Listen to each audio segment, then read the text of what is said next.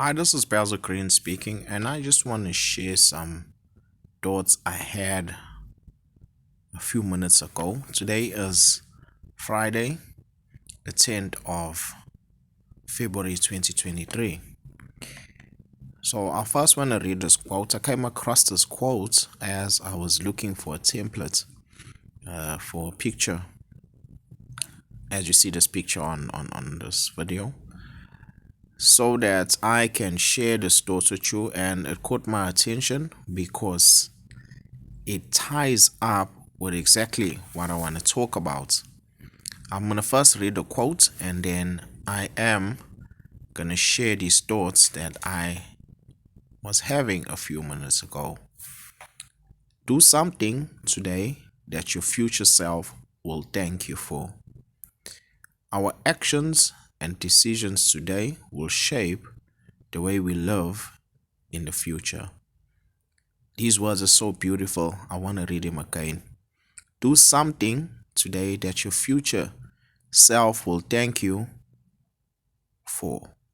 Our actions and decisions today will shape the way we will be living in the future. So I've been thinking about mainly us men, ladies included, but we men who are gonna one day be heads of households, specifically for those who are gonna be heads of households. Don't have any children, and I'm not yet married. So I want to thank God that I'm in the ideal situation because I got a place of my own. It's mine. It's registered under my name, and I've had challenges, with people actually sharing their views about me living in this place alone, whereas there are so many people who have children. They don't have their own place where they can live with their children, and they are living in their mother's houses. Some are living in rented homes or rented apartments. Now, I'm not gonna say that I don't care about them, but they chose to have children before they had homes. It was their choice. Many times people laugh at me. I am 39 years old now, and I don't have children. I do desire to have children. Hopefully, I should have these children after I get married, so that so that they are in a secure home. I'm not saying that you can't raise children without you getting married, but that is the ideal situation I would like to live in.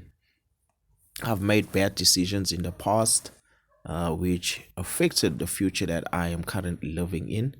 So, but God's grace came upon my life, and I was able to secure a place of my own. So, but many people felt that I needed to go back to my mother's house because I'm not,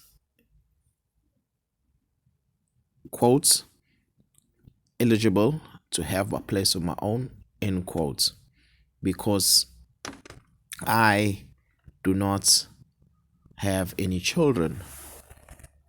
And it got me thinking, and I say this is the ideal situation for many young people in South Africa, that before you get children, before you decide to get married, try and get your own place so that you can move your family into a home. It's never nice for you to have children while you're still living by your parents' house, and it isn't nice for you to make children before you secure a home. It's actually uncomfortable for the people. They actually using that as an excuse. So I got to thinking, do you want others to be the same as you if you've done the same? And when I say the same, I'm talking about you who have had children at home by your parents' house, or now you've got children, you don't have a place of your own, you're renting, and you desire to have a place of your own because you've got children. Now, do you want other people to first go through what you have gone through, make some bad decisions? Because it's clear that you are not happy with your situation, and now you want some kind of relief. And you are saying because you have all of these children, even if it's one, you are more eligible to have housing than a person who does not want children now but wants a house so that he or she would like to have children before or after they have a house. So I believe that many young people need to be shown that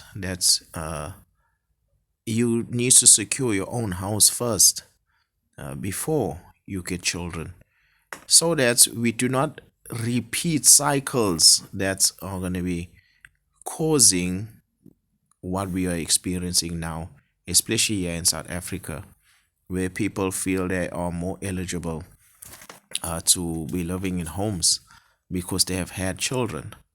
Now, I'm not saying this to be insensitive, but where do we draw the line? And does everybody else get excluded if they don't have children?